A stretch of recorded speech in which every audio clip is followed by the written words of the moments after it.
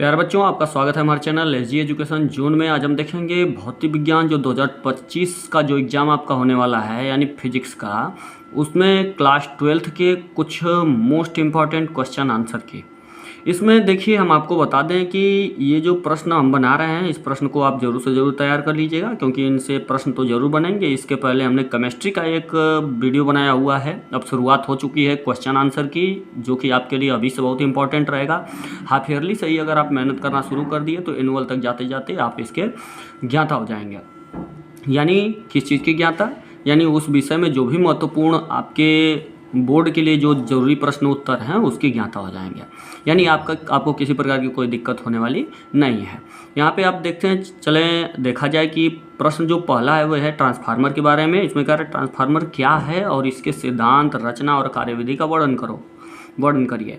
तो इसमें क्या है कि ट्रांसफार्मर जो है, ट्रांसफार्मर सबसे पहले ये देखिए कि है क्या। तो ट्रांसफार्मर जो होता है वह विद्युत का एक ऐसा साधन है तो जिसके द्वारा या जिससे हम प्रत्यावर्ती वोल्टता को कम या अधिक किया जा सकता है। यानी जैसे आप प्रत्यावर्ती वोल्टता का मतलब कि ये आप बात समझिए कि जैसे वोल्ट क्या होता है, वोल्टेज, वोल्टता का मतलब जो वोल्टेज उसका होता है वो आप कम भी कर लेते हैं और अधिक भी कर लेते हैं। ट्रांसफार्मर जो आपका स्टेबलाइजर होता है, स्टेबलाइजर में भी आपका ट्रांसफार्मर होता है, और वहाँ पे जो खंभे पे आपका एक बड़ा सा ट्रांसफार्मर होता है, वो तो ट्रांसफार्मर होता ही है।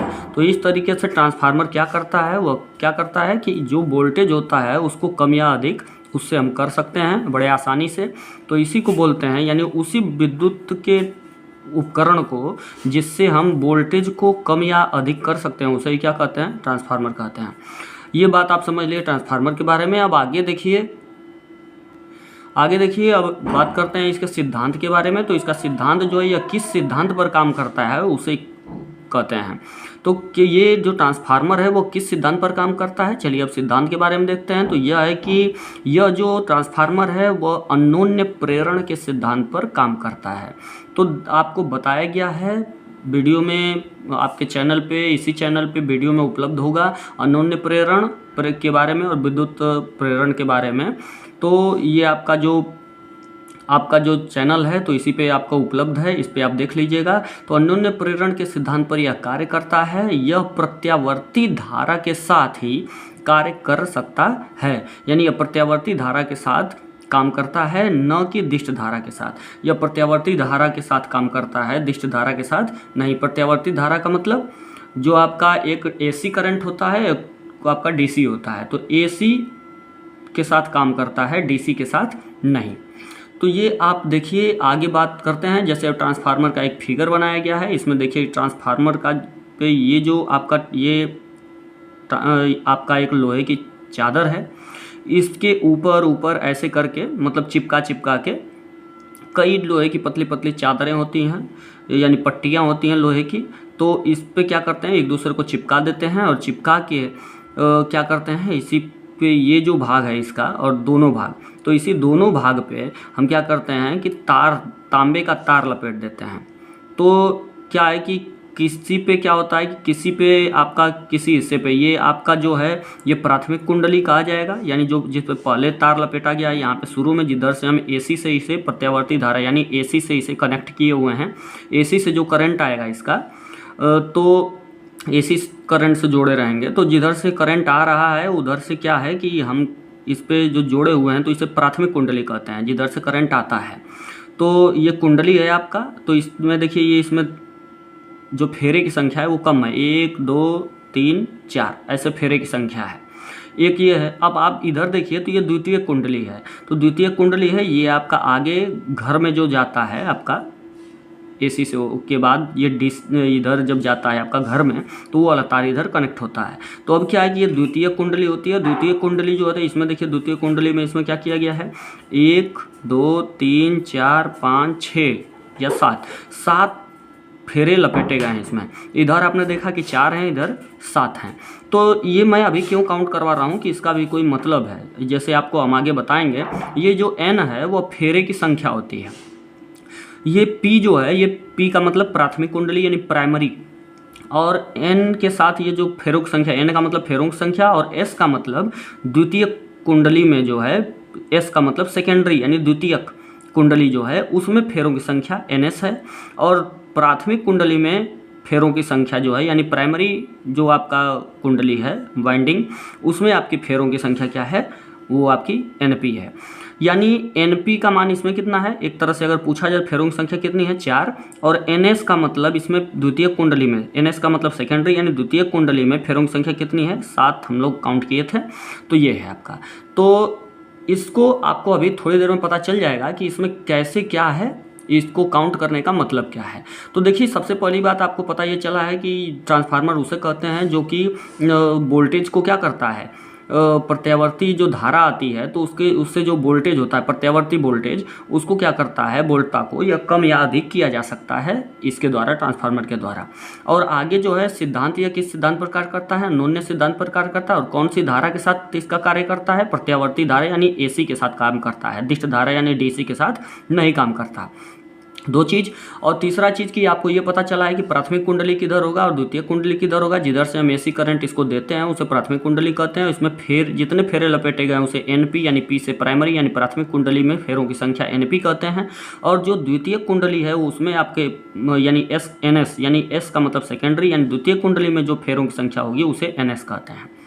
अब आगे बात करते हैं, ट्रांसफार्मर दो प्रकार के होते हैं। ट्रांसफार्मर दो प्रकार के किसके आधार पे, काम के आधार पे। जैसा ट्रांसफार्मर का काम होता है उसके आधार पे ये दो प्रकार का होता है।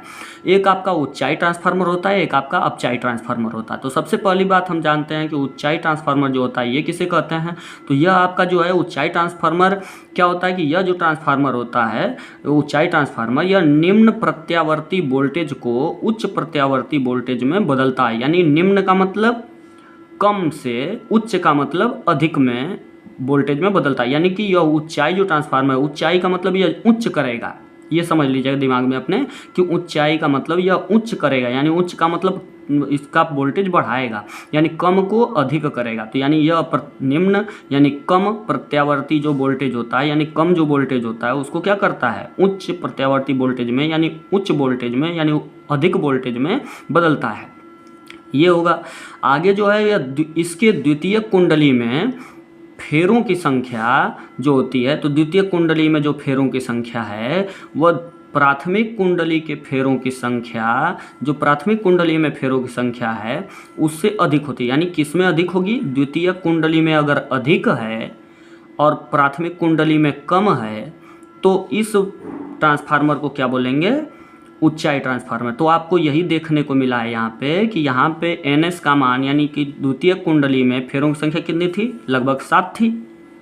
तो ये आपकी 7 थी एक तरह से, तो ये 7 थी। और इधर क्या था कि प्राथमिक कुंडली में फेरों की संख्या कितनी थी, लगभग 4 थी। तो ये बताइए किधर का अधिक है। तो ये आप देख रहे हैं कि द्वितीय कुंडली में फेरों की संख्या 7 यानी ये इधर का अधिक है, इधर का ये क्या है 4 और इधर 7। तो एक तरीके से कि इधर का द्वितीय कुंडली में फेरों की संख्या क्या है, अधिक है। तो द्वितीय कुंडली में फेरों की संख्या प्राथमिक कुंडली के फेरों की संख्या से अधिक है।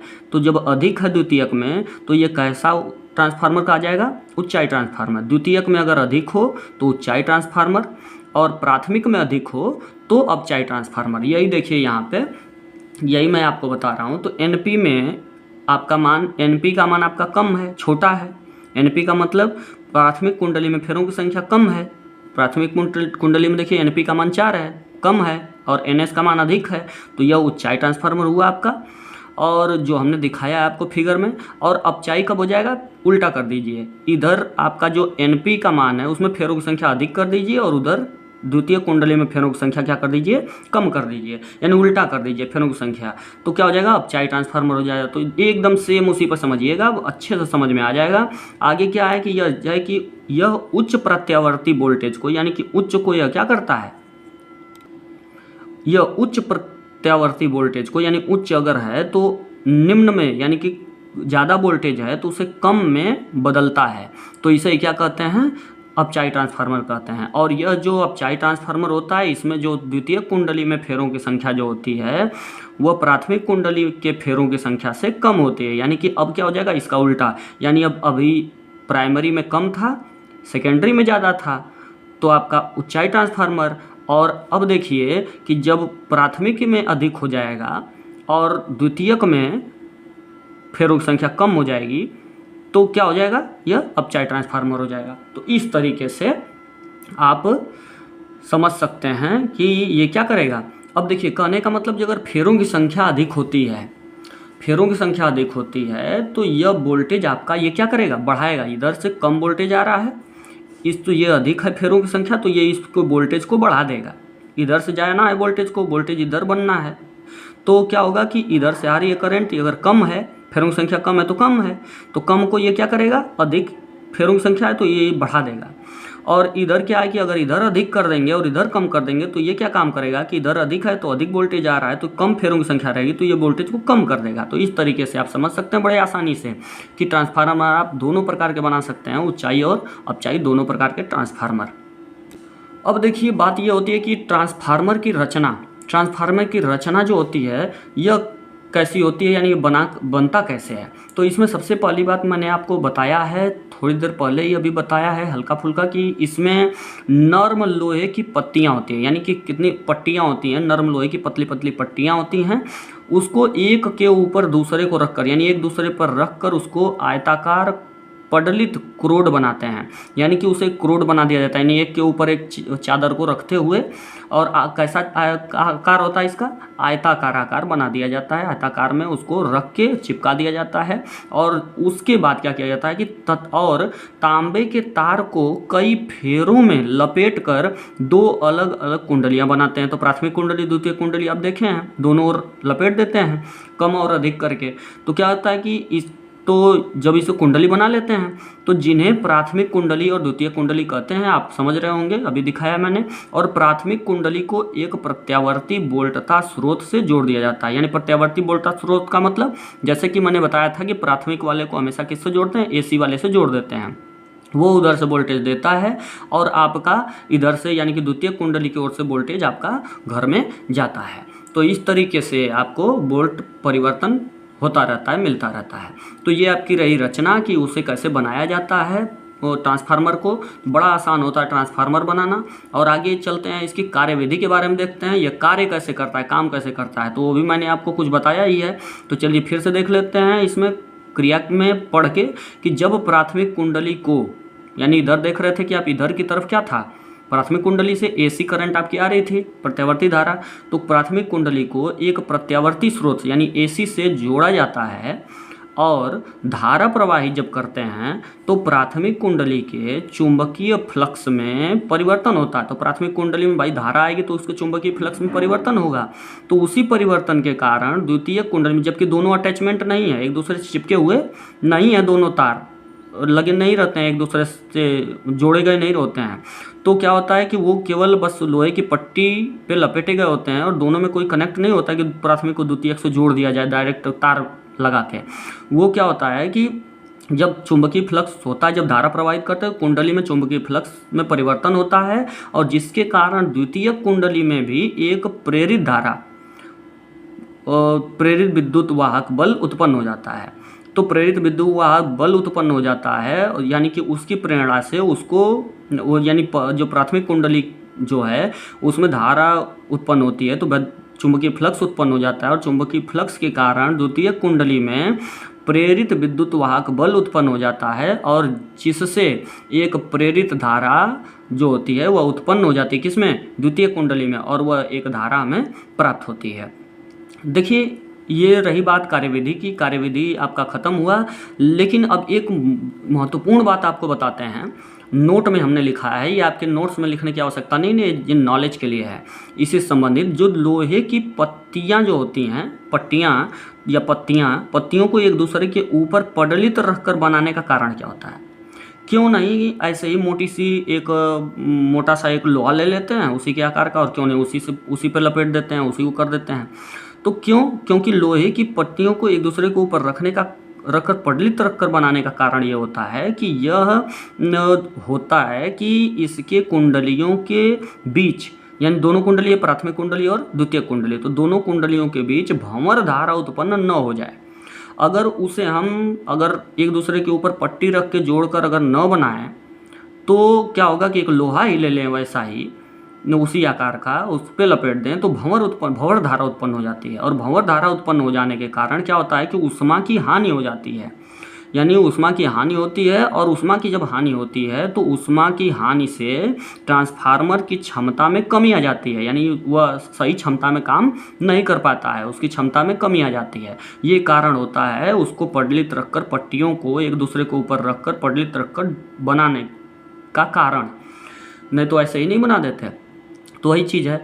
अब चलिए, ये तो आपके नोट की बात रही कि मुख्य बात रही जो उसमें उससे संबंधित, ये नोट आपका लोहे से लेकर यहाँ तक। अब चलते हैं अपने बात पे कि इसके फार्मूला क्या होता है। तो इसका फार्मूला देखिए, कहने का मतलब यह है कि प्राथमिक कुंडली में वोल्टता या विद्युत वाहक बल का मान कितना होगा। यानी प्राथमिक कुंडली और द्वितीय कुंडली, दो कुंडली है, तो इसमें प्राथमिक कुंडली में वोल्टता कहिए या विद्युत धारा, विद्युत वाहक बल कहिए, विद्युत वाहक बल को ई से दर्शाते हैं। तो जो विद्युत वाहक बल होगा प्राथमिक कुंडली में वो कितना होगा। तो आप जानते हैं कि फैराडे के नियम के अनुसार ई बराबर आपका होता है minus delta phi by delta T. तो चुंबकीय फ्लक्स में परिवर्तन, समय के साथ चुंबकीय फ्लक्स में परिवर्तन, तो ये होता है। अब इसमें फेरों की संख्या, प्राथमिक कुंडली में फेरे लपेटे गए हैं, तो प्राथमिक कुंडली की बात हो रही है तो प्राथमिक कुंडली का या फेरे का मल्टीप्लाई हो जाएगा। तो ईपी जो होगा, यानी फेरों की संख्या पर डिपेंड करता है ये जो विद्युत वाहक बल है, तो वो क्या है कि माइनस एन, तो इसमें होता ही है, निगेटिव होता है। एनपी, प्राथमिक कुंडली की बात हो रही है तो एनपी गुणे delta phi by delta T हो जाएगा, ये ईपी का मान, यानी प्राथमिक कुंडली में विद्युत वाहक बल का मान। ये आपका समीकरण 1 हुआ। अब आगे देखिए कि द्वितीय कुंडली में जो वोल्टता और विद्युत वाहक बल है उसमें क्या होगा। द्वितीय कुंडली का निकालेंगे तो भाई आप क्या निकालेंगे, एस रखेंगे। तो ई एस जो होगा वो माइनस एन एस, यानी द्वितीय कुंडली का निकाल रहे हैं तो द्वितीय कुंडली में फेरों की संख्या एन एस और ये phi delta phi by delta T ये होता ही है। तो ये समीकरण 2 हुआ। अब समीकरण 1 और समीकरण 2 को भाग दे देंगे तो आप जान रहे हैं कि इससे और ये कट जाएगा, और ये आपका बटे में ये और बटे में ये बचेगा। चलिए आगे दिखाते हैं। अब देखिए कि समीकरण 1 और समीकरण 2 को जब आप भाग दे देंगे तो समीकरण 1 ईपी बटे और समीकरण 2 मतलब E S, E P by E S बराबर minus N P delta phi by delta T by minus N S delta phi by delta T. तो इससे आप देख रहे हैं कि इससे ये आपका कटा और ये कट गया तो बचा क्या आपका, और माइनस से माइनस भी कटा, तो ये कटने के बाद क्या हुआ आपका, क्या बचा, E P by E S बराबर N P by N S. तो यहाँ पे आप देख रहे हैं पी क्या है, प्राथमिक कुंडली, और एस का मतलब द्वितीय कुंडली, ये आप समझ रहे हैं। तो इसमें देखिए ई को आप क्या, मैंने कहा था कि ई को जो विद्युत वाहक बल है उसको आप वोल्टता भी कह सकते हैं। तो ये आपका ई पी जहाँ है वही क्या है, प्राथमिक कुंडली का विद्युत वाहक बल, तो इसी को प्राथमिक कुंडली की वोल्टता भी दर्शा सकते हैं, यानी ई बराबर भी। तो क्या है कि V P by V S होगा बराबर N P by N S हो जाएगा, यानी ई की जगह आपका वोल्टता कर देंगे तो भी हो जाएगा। तो we P by V S बराबर ये फार्मूला, यानी कि ये विद्युत वाहक बल का फार्मूला और ये उसकी वोल्टता का फार्मूला ट्रांसफार्मर का। आगे देखिए, आगे बात करते हैं आपके निवेशी शक्ति जो होती है। चूंकि आप जानते हैं कि जो निवेशी शक्ति होती है वह निर्गत शक्ति के बराबर होती है, यानी निवेशी शक्ति का मतलब जो आपकी शक्ति इधर से आ रही है एक ओर से, प्राथमिक की ओर से, और द्वितीय निर्गत मतलब जो आपकी निकल रही है जो शक्ति, वो आपकी दोनों बराबर होती है।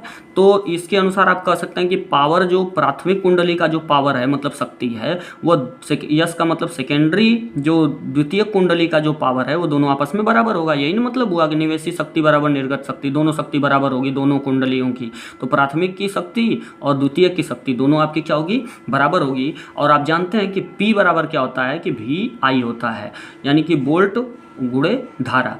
तो ये आपका होता है।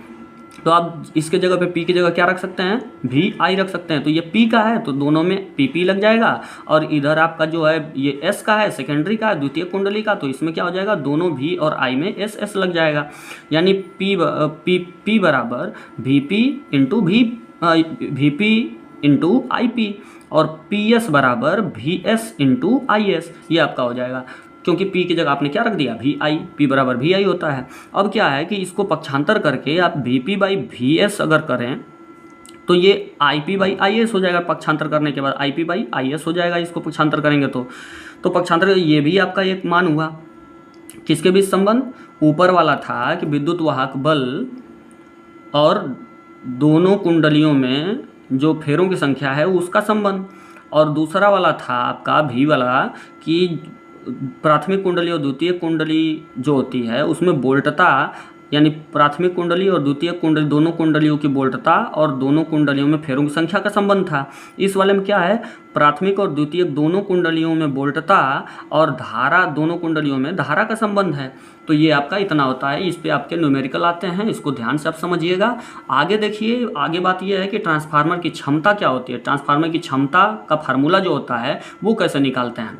तो ट्रांसफार्मर की जो क्षमता होती है, क्षमता बराबर होता है निर्गत शक्ति बटे निवेशी शक्ति गुणे 100। यानी ये आपका जो है दक्षता, यानी जो क्षमता होती है इसके ट्रांसफार्मर की दक्षता या क्षमता, तो वो क्या होती है कि इसको एटा से दर्शाते हैं। इसको क्या बोलते हैं, एटा। इसीलिए मैंने लिख दिया है आपको कि ये चिन्ह जो है वो किसका है, एटा का है। तो एटा बराबर होता है निर्गत शक्ति को PS और जो निवेशी शक्ति है, PS का मतलब मैंने आपको कहा था कि जो धारा आपकी निकलती है तो इसका मतलब सेकेंडरी की ओर से निकलेगी, और I की दर से, निवेशी का मतलब जिधर से I है तो I है तो P का मतलब प्राइमरी से निकलेगी। तो PS बटे PP इंटू 100। निर्गत शक्ति को आप ऊपर अभी पढ़े हैं कि PP होता है और निवेश जो PS होता है, और निवेशी शक्ति को आप देखे हैं कि वो PP होता है। तो PS बटे PP इंटू 100 ये आपका एटा बराबर, यानी कि ट्रांसफार्मर की दक्षता यानी क्षमता आप इससे निकाल सकते हैं। अब आगे देखिए, एक नोट इसमें भी आपको किया गया है, एग्जाम में आपको जानने की ज़रूरत है, ये नोट में जानकारी की ज़रूरत है। तो ये नोट में हमने 2 जगह किया है। तो ट्रांसफार्मर की जो क्षमता होती है यानी जो दक्षता होती है वो कितनी होती है, तो लगभग 90% जो होती है वो ट्रांसफार्मर की क्षमता होती है। तो ये रहा आपका ये ट्रांसफार्मर के बारे में। अब जो दूसरा प्रश्न है वो आपका है डायनमो। तो देखिए, डायनमो पे प्रश्न आता है, डायनमो कहिए या विद्युत जनित्र कहिए या प्रत्यावर्ती धारा जनित्र कहिए। तो तीनों में से कुछ भी कहे पेपर में, बात एक ही है, और इसके यह क्या है, इसके सिद्धांत, रचना और कार्यविधि का वर्णन करना है। तो आपको बता दें कि ये भी बहुत इंपॉर्टेंट टॉपिक है आपका। ये पहले आपके सिलेबस में नहीं था, ये अब जोड़ा गया है, तो ये आपका आने की संभावना बढ़ जाती है। तो दोनों आप तैयार कर लीजिएगा, बहुत भारी तो है नहीं, थोड़ा सा बस समझने की ज़रूरत है। वो आपने समझा होगा, वो आप अपने से उसे अब समझ लिए तो अपने से भी लिख सकते हैं। चलिए, सबसे पहले डायनमो यानी विद्युत जनित्र यानी प्रत्यावर्ती धारा जनित्र के बारे में देखते हैं कि यह क्या होता है। यह एक ऐसा उपकरण है, ऐसा साधन है जो क्या करता है, यांत्रिक ऊर्जा को विद्युत ऊर्जा में बदलता है। यांत्रिक ऊर्जा मतलब जो आप किसी चीज़ को चलाते हैं, जब उसको गति देते हैं तो उसे यांत्रिक ऊर्जा कहा जाता है, और जो उससे विद्युत निकलती है, बिजली निकलती है, उसे विद्युत ऊर्जा कहते हैं। तो यांत्रिक ऊर्जा को क्या करता है, हम हैंडल मारते हैं, पहिया घूमता है, और उसके पहिया के घूमने से, यानी घूमने का मतलब यांत्रिक ऊर्जा हुआ, हम उसको यांत्रिक ऊर्जा देते हैं, और यांत्रिक ऊर्जा जब वो पा जाता है तो उसे वो विद्युत ऊर्जा में बदल देता है।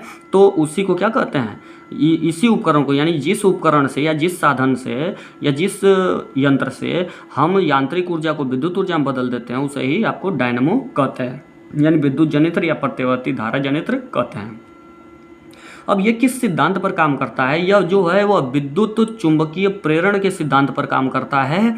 और जब किसी कुंडली से संबंधित चुंबकीय बल रेखाओं की संख्या में परिवर्तन होता है, यानी जब किसी कुंडली में चुंबकीय बल, किसी कुंडली के कारण चुंबकीय बल रेखाओं की संख्या में परिवर्तन होता है, तो इसके परिणाम से कुंडली में एक प्रेरित धारा प्रवाहित होने लगती है। यानी एक कुंडली में जो है प्रेरित धारा जब प्रवाहित होने लगती है, तो धारा की दिशा जो होती है फ्लेमिंग के दाएं हाथ के नियम के द्वारा ज्ञात की जाती है कि इसमें क्या हो रहा है, यानी धारा की दिशा क्या है। तो ये फ्लेमिंग के दाएं हाथ का नियम आपको पता होगा, तो उसमें उससे आप देख सकते हैं कि धारा की दिशा किधर होगी। तो सबसे पहली बात आपको बता दें कि यह किस सिद्धांत पर काम करता है, विद्युत चुंबकीय प्रेरण के सिद्धांत पर काम करता है। और इसमें क्या होती है कि एक कुंडली से चुंबकीय बल रेखाओं की संख्या में परिवर्तन होता है, और उसी परिवर्तन के कारण इसमें प्रेरित धारा बहने लगती है, और इसी धारा की दिशा को ज्ञात करते हैं फ्लेमिंग के दाएं हाथ के नियम के द्वारा। तो ये आप देखिए कि ये आपका फिगर किसका है, ये आपका फिगर है डायनमो यानी विद्युत जनित्र यानी प्रत्यावर्ती धारा जनित्र का। तो तीनों में से आप कुछ भी कहिए, तो इस तरीके से आपका ये हुआ ये फिगर। तो ये आपका डायनमो का फिगर है। इसमें देखिए कि ये चुंबक लगा हुआ है N और इधर S, दो चुंबक, शक्तिशाली चुंबक लगे हुए हैं। और ये जो आपका है ये आपका ABCD आपकी कुंडली है। यही कुंडली आपकी जो है ये तार से अटैच है। देखिए इधर से तार से अटैच है और ये कुंडली आपकी जो है ये आपका दो सर्पी वलय लगे हुए हैं। एक सर्पी वलय ये है, एक सर्पी वलय ये है। और इस वलय में क्या लगाया गया, ये देखिए ये आपका जो है ये ब्रूस है। ये दोनों सर्पी वलय में ब्रूस लगाए गए हैं और इन्हीं ब्रूसों से क्या किया गया है, तार को जोड़ा गया है। यानी कुंडली से जो तार आ रहा है, एक तार को एक ब्रूस से और एक तार को दूसरे ब्रूस से जोड़ा गया है। तो इस तरीके से ऐसे ये देखिए इधर से आ रहा है और ऐसे आपका ऐसे यहाँ से आपकी धारा से जोड़ा गया है, यानी इसमें करंट आपका यहीं से देंगे हम। और इधर से आपका ये जो तार आया हुआ है ये ऐसे दोनों से मिलते हुए इधर से आपका जोड़ा गया है। तो ये आप समझ रहे हैं कि ये कुंडली है और यही कुंडली आपकी ये चपटी कुंडली होती है। इसी के ऊपर तार के कई फेरे लपेटे गए होते हैं और यही आपकी घूमती है। घूमती कैसे है, यानी कि ऐसे घूमते, यानी कि इस तरीके से घूमती है आपकी। यानी जो ये हाथ है ऐसे है तो ये इस तरीके से यानी इधर को घूमेगा। तो ये देखिए इधर का चिन्ह हमने दिखाया हुआ है कि ऐसे घूमेगा। तो इस तरीके से ये सिद्धांत, ये इसका फिगर हुआ। अब चलिए आते हैं इसकी रचना, यानी कि बनता कैसे है। ये तो मैंने फिगर में आपको दिखाई दिया है, लेकिन फिर भी दिखाते हैं आपको कि ये बनता कैसे है। तो इसमें देखिए निम्न भाग होते हैं। इसकी रचना में आप पढ़ेंगे कि निम्न भाग होते हैं। पहले दो शक्तिशाली चुंबक होते हैं N और S, दो ध्रुव होते हैं। शक्तिशाली चुंबक के दो ध्रुव होते हैं N और S, यानी नॉर्थ और साउथ पोल होते हैं। तो ये दो चुंबक रखते हैं और इसके बाद फिर जो आपका आर्मेचर है, दूसरा नंबर क्या है, आर्मेचर होता है। आर्मेचर किसको, कुंडली को ही आर्मेचर कहते हैं। जो चपटी कुंडली जिसको मैंने घुमाने की बात कर रहा था, तो उसी को आर्मेचर बोल सकते हैं या तो कुंडली कह सकते हैं। तो यह एक आयताकार कुंडली होती है, यानी ABCD क्या है, ये आयताकार कुंडली होती है। जो ऊपर मैंने आपको दिखाया था जो घूमेगा, वह तांबे के तार को क्रोड पर लपेट कर बनाई जाती है। यानी कि तांबे के तार को उसी क्रोड पर, यानी कि एक लोहा होता है, क्रोड का मतलब वो नर्म लोहा होता है, उसी के ऊपर लपेट के उसे बनाया जाता है। तो और यह जो चुंबक के बीच में घूमने के लिए स्वतंत्र होता है। यानी कि यह जो कुंडली है वह किसके बीच घूमती है, मैंने आपको दिखाया है कि ABCD जो है वह कुंडली है जिसे आप आर्मेचर कहते हैं, वह किसके बीच घूमता है, दोनों शक्तिशाली चुंबक जो नॉर्थ और साउथ पोल हैं उसी के बीच घूमने के लिए स्वतंत्र होता है। अब तो जो तीसरा पार्ट होता है वो क्या होता है कि सर्पी वलय होता है। कुंडली के दोनों सिरे दो अलग अलग धातुओं के छल्लों से जुड़े होते हैं जिन्हें सर्पी वलय कहते हैं। सर्पी वलय मैंने आपको दिखाया कि सर्पी वलय क्या है, दो सर्पी वलय था और दोनों सर्पी वलय में ब्रूस थे। तो ब्रूस के बारे में पढ़ लीजिए कि सर्पी वलय जो हमेशा तांबे की बनी दो पत्तियों को स्पर्श करते रहते हैं जिन्हें ब्रूस कहते हैं। ये ब्रूस किसका बना होता है, तांबे का बना होता है। तो इस तरीके से आप ये इसके सभी पार्ट को जान चुके हैं कि इसमें किससे किससे मिलके ये बना होता है, क्या क्या होता है इसमें, ये रचना हो गया। अब आगे कार्यविधि समझाते हैं आपका कि ये काम कैसे करता है। तो घूमने की बात मैंने आपसे कहा था कि इधर से करंट देते हैं ऐसे। तो देखिए जब चुंबक के ध्रुवों के बीच कुंडली को रख कर, यानी चुंबक के ध्रुव के बीच कुंडली है ही, उसको रख कर घुमाया जाता है, यानी कुंडली घूमेगी। जब घूमेगी तो इसकी भुजा AB जो होगी वह किसकी ओर जाएगी, CD की ओर, और CD घूम के कहाँ जाएगी, नीचे से घूमते हुए AB की ओर चली जाएगी। तो क्या होगा, तो CD नीचे की ओर जाते हुए चुंबकीय क्षेत्र रेखाओं को काटती है।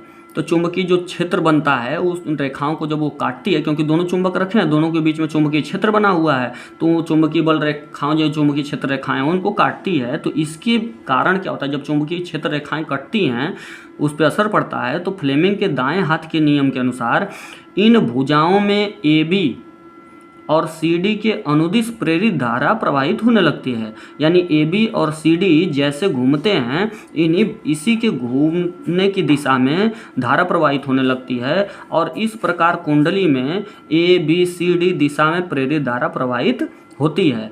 तो इस तरीके से ABCD दिशा में जब प्रवाहित धारा होने लगती है तो कुंडली का आधा चक्कर पूरा हो जाने के बाद, जो ही कुंडली का आधा चक्कर पूरा होता है त्यों ही भुजा AB और CD यानी बारी बारी से अपनी अपनी स्थितियां बदल लेती हैं। यानी कि भाई घूमता रहेगा तो स्थिति बदलेगी ही बार बार, तो जिससे प्रेरित धारा की दिशा भी बदल जाती है और इसी धारा को प्रत्यावर्ती धारा कहते हैं। तो इसीलिए इसी प्रत्यावर्ती धारा उत्पन्न हो जाती है, और इसी प्रत्यावर्ती धारा उत्पन्न होने के कारण इस जनित्र को क्या कहते हैं, प्रत्यावर्ती धारा जनित्र कहते हैं, या विद्युत जनित्र या डायनामो कहते हैं। तो इस तरीके से प्रत्यावर्ती धारा इसमें उत्पन्न होती है, इसलिए इसे प्रत्यावर्ती धारा जनित्र कहते हैं। तो देखिए धारा कैसे बहेगी, जो है इसकी धारा जो है आप देख रहे हैं कि धारा किधर से बह रही है, इधर से ये धारा बहते जा रही है, ऐसे धारा बहते जाएगी और ऐसे लौटते जाएगी। ये इसका निशान बनाया गया, यहाँ पे देखिए ये धारा ऐसे आ रही है, तो इस तरीके से इसमें धारा बहने लगती है। ये दोनों चुंबकों के कारण इसमें जो चुंबकीय बल रेखाएं होती हैं, वो क्षुद्र रेखाएं होती हैं, उसको काटता है घूमने के कारण, और यही घूमना बराबर चलता रहता है, जिससे प्रत्यावर्ती धारा उत्पन्न हो जाती है, और वही आपके इससे अब यांत्रिक ऊर्जा को विद्युत ऊर्जा में परिवर्तित कर देता है। तो हमें आशा है कि आपको ये बहुत बढ़िया वीडियो लगा होगा, जिससे कि आपको अगर ये अच्छा लगे तो इसे चैनल को सब्सक्राइब करें और अपने दोस्तों से शेयर करना बिल्कुल ना भूलें।